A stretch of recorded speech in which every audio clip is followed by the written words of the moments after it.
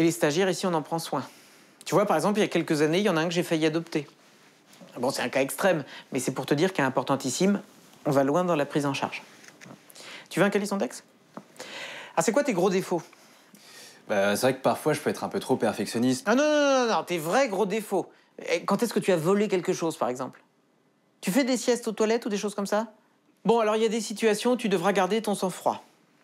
Tiens, par exemple, je t'emmène à un déjeuner avec Nonce Paolini de TF1, et là, imagine, il te regarde dans les yeux et il te dit « Je cherche un format court pour booster mon access et servir de locomotive à Claire Chazal. » Comment tu réagis? Bah, peut-être que je lui demande si... Non, non, non, non, tu dis rien. Surtout, tu dis rien. Tu regardes ton assiette et tu me laisses faire. Bon, si on te prend, si ça marche, si ça se fait, finalement, cette petite histoire, tu seras chapeauté par un stagiaire senior, hein, qui est lui-même supervisé par le stagiaire en chef. Hein. La première année, tu ne reportes pas à moi directement. Hein, tu me feras évoluer dans les locaux, mais a priori, on n'est pas en contact. Non, mais je le dis parce que souvent, les stagiaires viennent pour moi et après, ils sont déçus. Bien. Est-ce que tu as des questions? Non, ça va. Ah bah disons que ça commence très mal. Si on a des tickets resto? Alors ça, c'est la question qu'il faut pas poser. Non, il n'y a pas de carnet restaurant.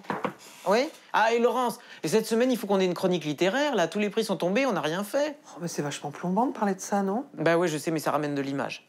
Dans ce livre, le père Goriot, il aborde le thème de l'amour paternel poussé jusqu'au déraisonnable.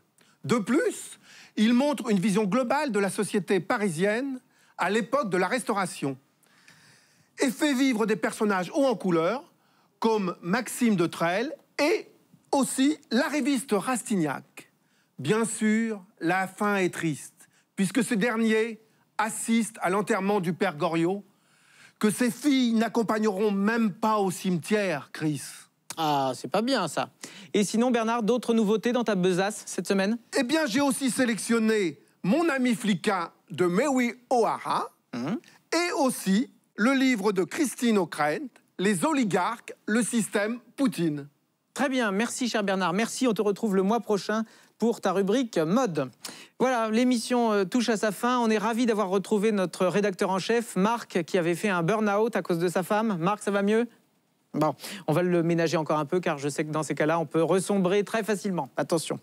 Demain, on parlera d'un sujet importantissime. Vous êtes ado, vous en avez marre de vos parents et vous avez parfois des envies de meurtre ou au moins de fugue. Comment passer à l'acte? Quelles précautions faut-il prendre? On vous dit tout ça demain. Bonne soirée. Ouais, c'était une bonne émission.